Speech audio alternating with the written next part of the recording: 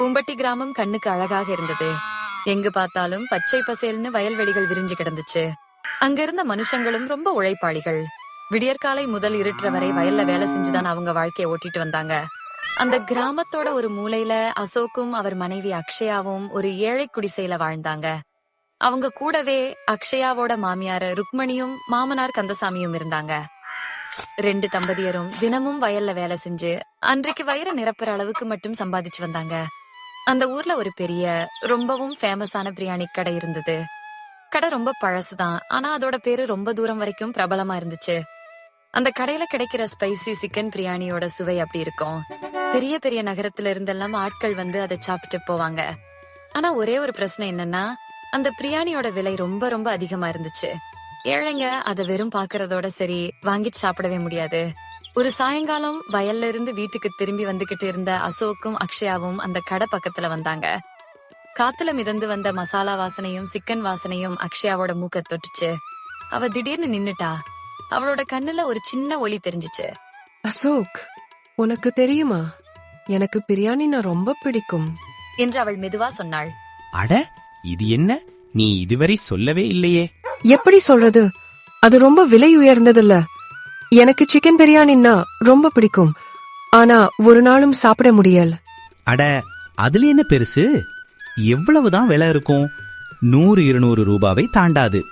இன்னைக்கு உன் ஆசை நிறைவேறட்டும், நீ இங்கேயே இரு, நான் வாங்கிட்டு வர்றேன். உண்மையாவா? ஆனா உன்கிட்ட எவ்வளவு பணம் இருக்கு? 100 ரூபாய் தான் இருக்கு, ஆனா போதுமானதா இருக்கும்னு நினைக்கிறேன். அவன் தைரியத்தை வரவழைச்சுக்கிட்டு கடைக்குள்ள போனான். அங்கே பெரிய கூட்டம். நல்லா ட்ரெஸ் பண்ணியிருந்த பணக்காரங்க பிரியாணிய ருசிச்சு சாப்பிட்டுக்கிட்டு இருந்தாங்க. வாசனை மூச்சு நிக்கிற அளவுக்கு நல்லா இருந்துச்சு. அவன் கடைக்காரரை கூப்பிட்டு கேட்டான், அண்ணா, ஒரு பிளேட் சிக்கன் பிரியாணி எவ்வளவு? கடைக்காரர் ரொம்ப திமிராக சொன்னார், அரை பிளேட் 500 ரூபாய், முழு பிளேட் 1000 ரூபாய்.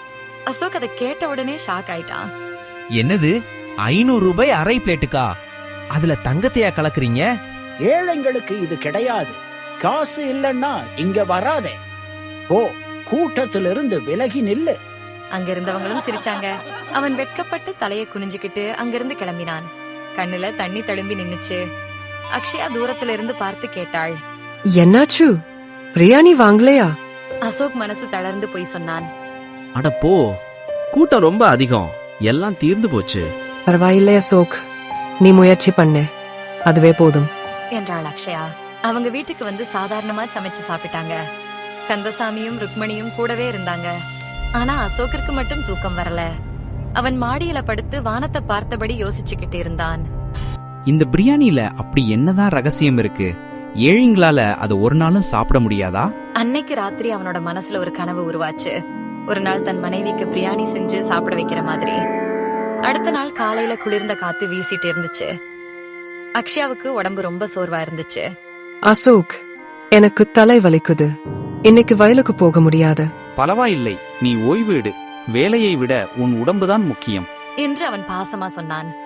அசோக் தனியாக வயலுக்கு போனான். நாள் முழுக்க வேலை செஞ்சதுக்கு பிறகு ஒரு மரத்தோட நிழல்ல உட்கார்ந்தான். கையில ஒரு காசும் இல்ல. அதே யோசனை திரும்பவும் வந்துச்சு. எப்படி அக்ஷயாவோட ஆசையை நிறைவேற்றுறது? அப்போ ஒரு வயசான பாட்டி ஒரு குச்சியை புடிச்சுக்கிட்டு மெதுவா நடந்து அவன் பக்கத்துல வந்து உட்கார்ந்தாங்க. அந்த கிராமத்துல எல்லாரும் அவங்கள பாட்டி என்றுதான் கூப்பிடுவாங்க. மகனே, சாப்பிட்டாயா? இல்லை பாட்டி, இன்னைக்கு எதுவும் கொண்டு வரல. பரவாயில்ல, இன்னைக்கு நான் ஏழைங்களுக்காக பிரியாணி செஞ்சிருக்கேன், வா சாப்பிடு.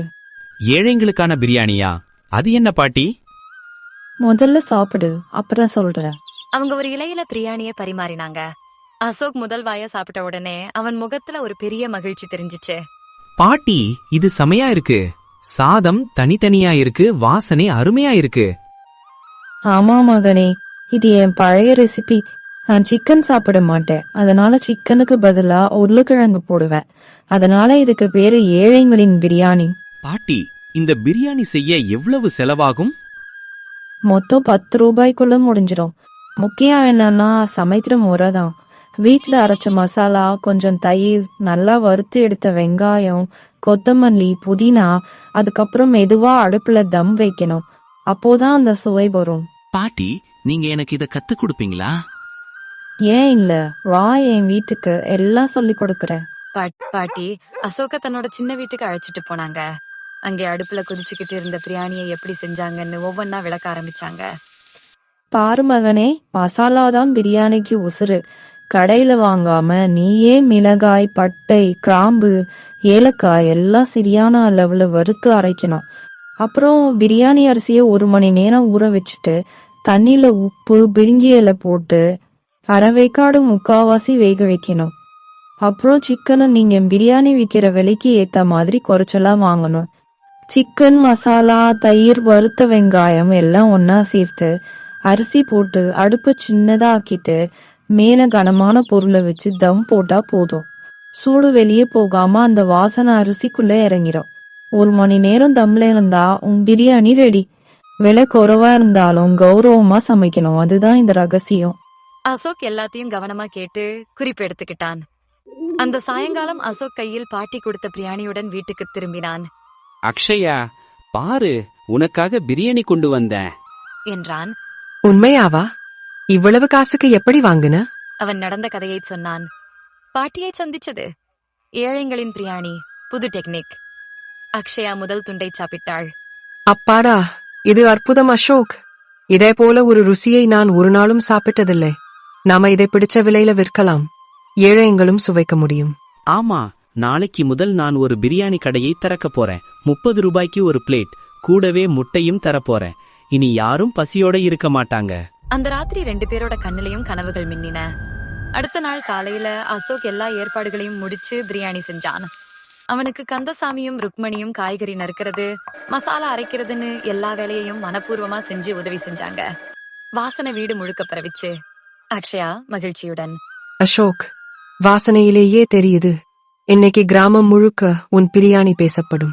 அசோக் பெருமையுடன், இன்னைக்கு எல்லாருக்கும் நிரூபிப்பேன், ஏழையோட பிரியாணியும் யாருக்கும் குறைஞ்சதில்ல. அவன் பிரியாணி வண்டியை எடுத்துக்கிட்டு கிராமத்து சந்தைக்கு போனான். வாங்க வாங்க, வெறும் 30 ரூபாய்க்கு சிக்கன் பிரியாணி, சூடான சுவையான பிரியாணி வாங்க, கூடவே முட்டையும் தரோம், வந்து வாங்குங்க என்று சத்தம் போட்டான். மக்கள் ஆச்சரியமா பார்த்தாங்க. ஒருத்தர் கேட்டார், 30 ரூபாயில சிக்கன் பிரியாணியா?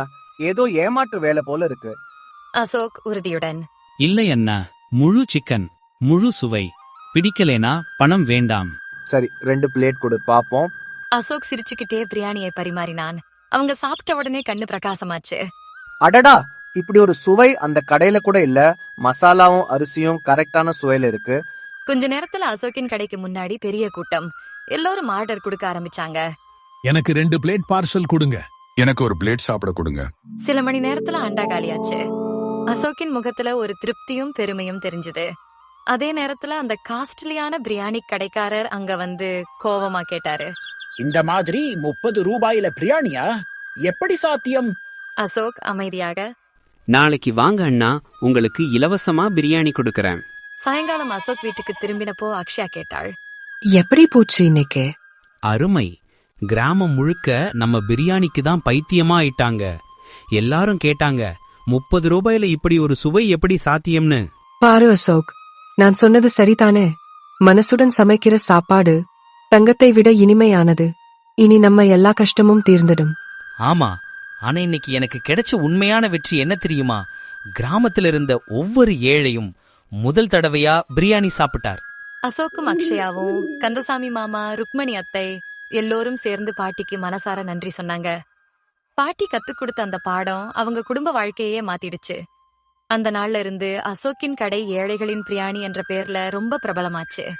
மக்கள் அங்க சாப்பிட மட்டும் வரல, அந்த சாப்பாட்டுல கலந்திருந்த மனிதநேயம், சமத்துவத்தோட வாசனையை அனுபவிக்கவும் வந்தாங்க.